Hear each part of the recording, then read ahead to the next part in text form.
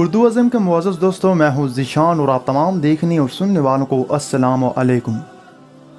ایک دفعہ اللہ تعالیٰ نے حضرت موسیٰ علیہ السلام کو وحی فرمائی کہ اب کی بار جو مجھ سے ملاقات کرنے کے لیے آؤ تو اپنے سے کسی کم تر کو اپنے ساتھ میرے پاس لے آنا۔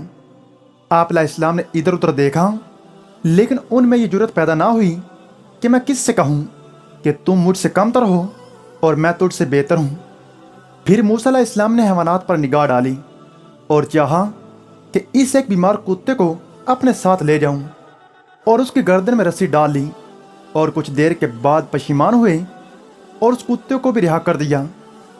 برگاہ الہی میں اکیلے آئے، آواز قدرت آئی، میں نے تجھے حکم دیا تھا کہ تم اپنے ساتھ اپنے سے کم تر کو میرے پاس لانا، تم کیوں نہیں لے کر آئے؟ آپ علیہ السلام نے عرض کی، پروردگار، میں نے کسی کو اپنے سے کم تر نہیں پایا۔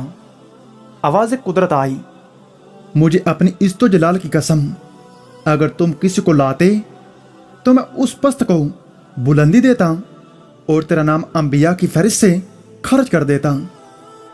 بنی اسرائیل میں ایک گناہ گار شخص رہتا تھا اور لوگوں کو اس سے سخت نفرت تھی۔ انہوں نے اسے اپنے شہر سے نکال دیا۔ ایک دن اس شخص نے راستے پر دیکھا کہ بنی اسرائیل کا ایک عابد گزر رہا ہے جس کے سر پر ایک کبوتر نے اپنے پروں سے ضائع کیا ہوا تھا۔ اس شخص نے اپنے آپ سے کہا کہ میں تو گناہ گار ہوں اور وہ عبادت گزار ہیں، اگر کچھ لمحے میں اس عابد کے پاس بیٹھ جاؤں تو ممکن ہے اللہ تعالیٰ اس کی برکت کی وجہ سے مجھ پر بھی رحم فرما دے۔ دل میں سوچنے کے بعد وہ اس آدمی کے پاس گیا۔ جب عابد نے اس شخص کو اپنے پاس بیٹھا ہوا دیکھا تو کہنے لگا، یہ کیا ماجرا ہے؟ میں اس قوم کا سب سے بڑا عابد ہوں، یہ انتہائی فاسد ہے، اس کی یہ جرت ہے کہ میرے پاس آ کر بیٹھ جائے۔ عابد نے اس آدمی سے منہ موڑ لیا اور اس سے کہا کہ جناب، آپ یہاں سے اٹھ کر چلے جائیں۔ اللہ تعالیٰ نے اس زمانے کے نبی کو وحی کی کہ دونوں افراد کے پاس جاؤ اور ان سے کہو کہ اپنے اعمال کا حساب بھی سن لو۔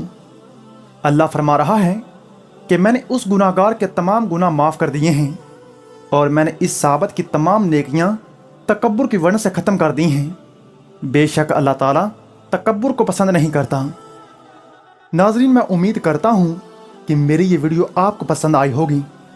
اگر ویڈیو پسند آئے تو میری ویڈیو کو لائک کریں، ہمارے چینل کو سبسکرائب کریں، اپنا اور اپنے پیاروں کا بہت سارا خیال رکھیں۔